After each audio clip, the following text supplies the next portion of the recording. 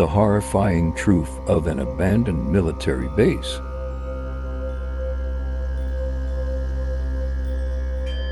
I never imagined I would end up stranded in the icy plains of Northern Siberia fighting for my life. It all started when Jack, Sarah, and I decided to take a trip to Hong Kong. Jack, ever the adventurous spirit, arranged for us to fly on his private jet. The plan was simple. A quick getaway from the stress of our everyday lives.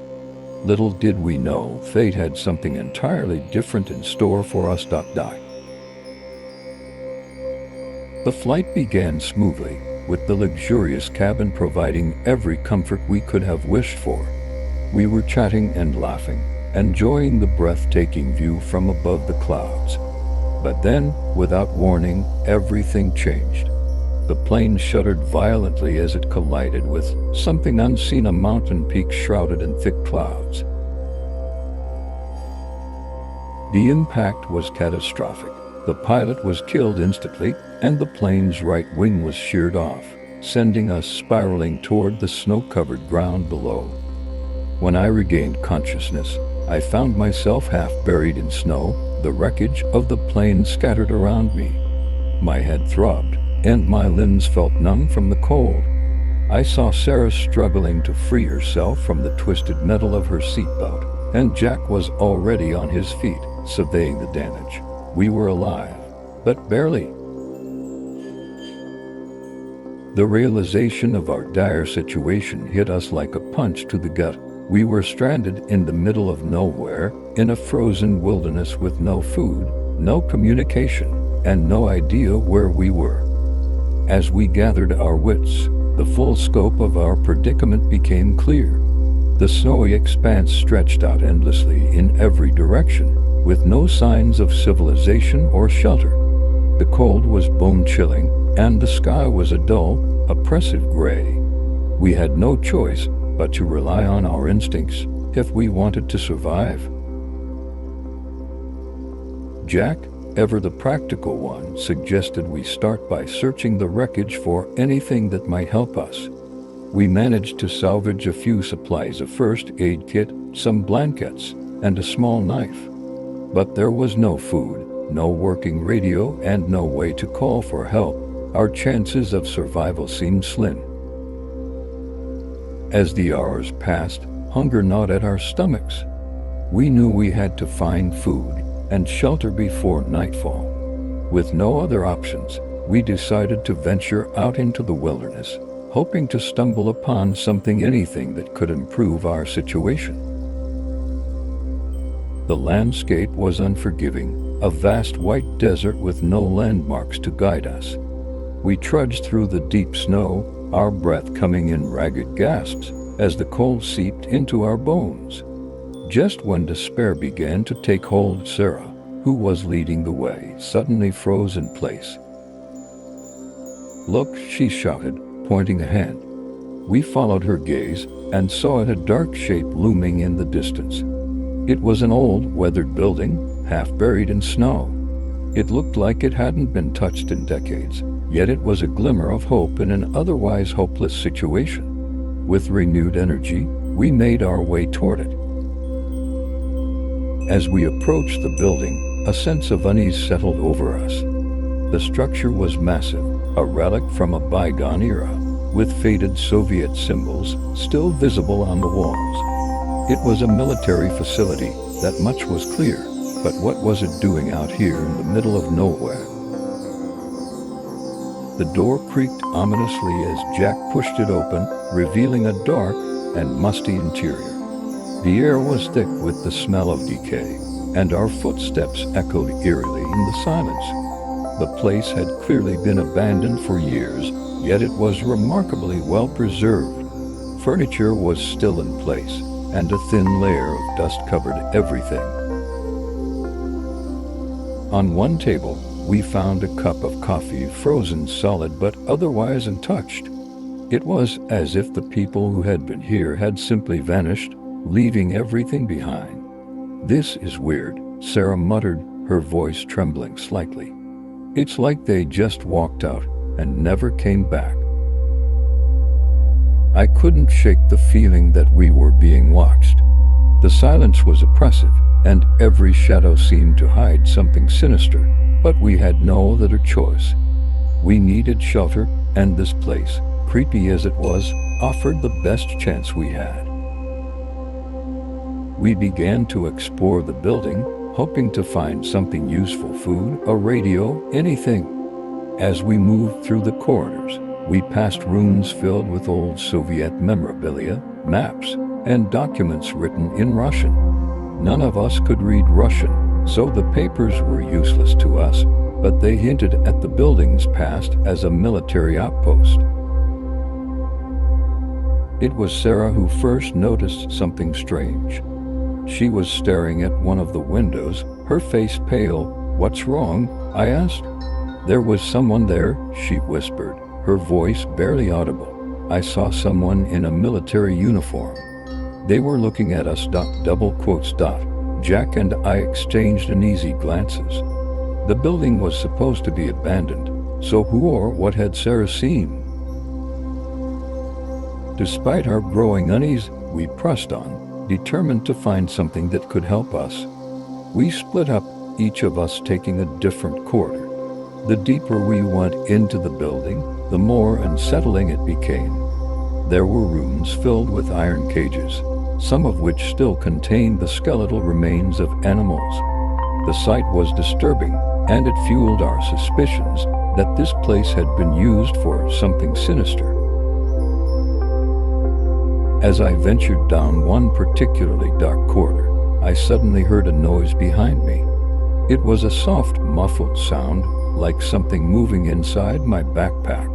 My heart skipped a beat as I slowly unzipped the bag. Just as I did, a blur of movement shot out of the bag, hitting me square in the face. I stumbled back, my vision swimming, and when I regained my senses, I saw a rabbit, alive and well, hopping away down the corridor. But this wasn't just any rabbit. It was the rabbit we had killed earlier, the one we had planned to cook for food. It was supposed to be dead, but here it was, very much alive and seemingly unharmed. Jack and Sarah came running at the sound of my startled cry. When I told them what had happened, they were just as shocked as I was. "That's impossible," Jack said, shaking his head. "We killed that rabbit. I saw it myself." "But it's alive," Sarah whispered, her eyes wide with fear. "How is that even possible?" We were all thinking the same thing, but none of us dared to say it out loud. This place, this strange abandoned facility, was not what it seemed. Something was very wrong here, and we were in the middle of it. We continued our exploration, though now every step was accompanied by a growing sense of dread.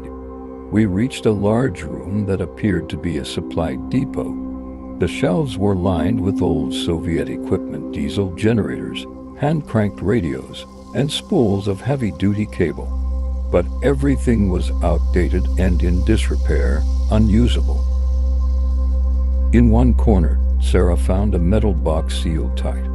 She handed it to Jack, who pried it open with some effort. Inside was a long, slender glass tube that glowed faintly with a greenish light. It was an eerie, otherworldly glow that made my skin crawl. "What is this?" Sarah asked, holding it up cautiously. "It's a radioactive light," I explained, recalling something I had read in a book years ago. The Soviets used these in their experiments. The light is caused by the decay of radioactive material inside the tube. It can last 4 decades. Sarah quickly wrapped the tube in a piece of cloth, dimming the light. We decided to keep it, thinking it might be useful in the dark corridors ahead. But as we discussed our next move, the reality of our situation began to sink in. We were trapped in a place where the laws of nature seemed to no longer apply, and every passing minute only deepened the mystery. Despite our fear, we knew we had to continue exploring if we wanted to survive.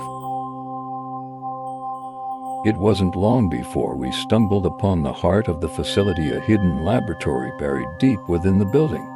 The lab was filled with strange equipment, much of it broken and covered in dust, but the real treasure was the documents we found scattered across the desks. Jack, who had some experience with scientific research, began to sift through the papers. They were written in Russian, but there were enough diagrams and notes in English to piece together a horrifying picture.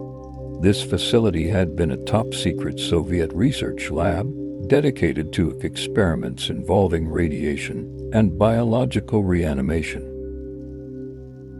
One document in particular caught Jack's attention. It was a journal written by one of the scientists who had worked here. As he translated the key passages for us, the truth became clear. The Soviets had been experimenting with ways to bring dead organisms back to life using radiation. The rabbit that had seemingly come back from the dead was no coincidence. It was the result of these experiments.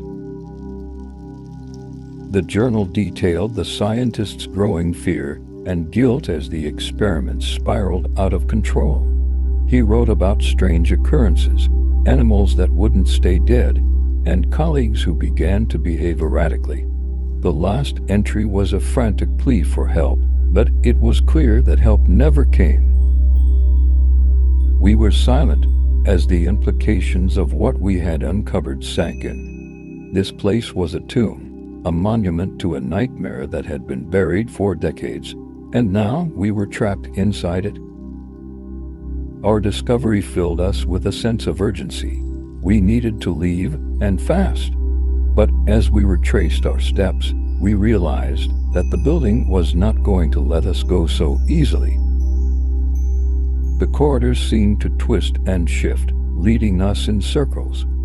Doors that had been open were now locked, and the shadows seemed to move with a life of their own. We heard strange noises, footsteps that didn't belong to us, whispers in a language we couldn't understand.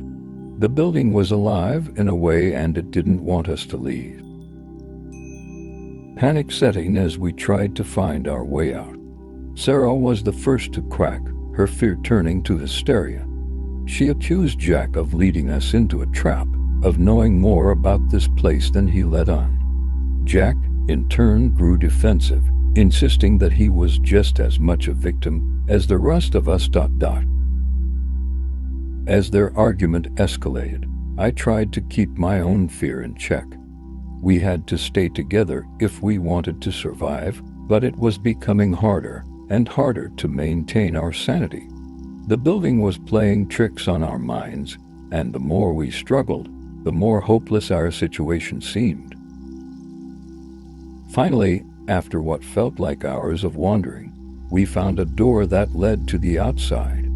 We pushed it open with all our remaining strength, stumbling out into the cold, fresh air, but the relief was short-lived. The landscape had changed. What had once been a vast, empty plain was now a dense forest. The trees twisted and gnarled like something out of a nightmare. We walked for days, disoriented and exhausted, until we finally reached a small village. The people there were kind enough to take us in, but they looked at us with a mixture of fear and suspicion. It was as if they knew something about the place we had escaped from, something they didn't want to talk about. We never spoke of what we had seen in that facility, not to the villagers, not even to each other. The memories were too painful, too terrifying, but they haunted us, each in our own way. Jack became withdrawn, spending hours alone, lost in thought. Sarah, once so full of life, was now a shadow of her former self, her laughter replaced by a quiet, haunted look. As for me, I tried to move on, to forget, but the nightmares persisted, and I could never shake the feeling that we had brought something back with us, something that should have stayed buried in that cursed place.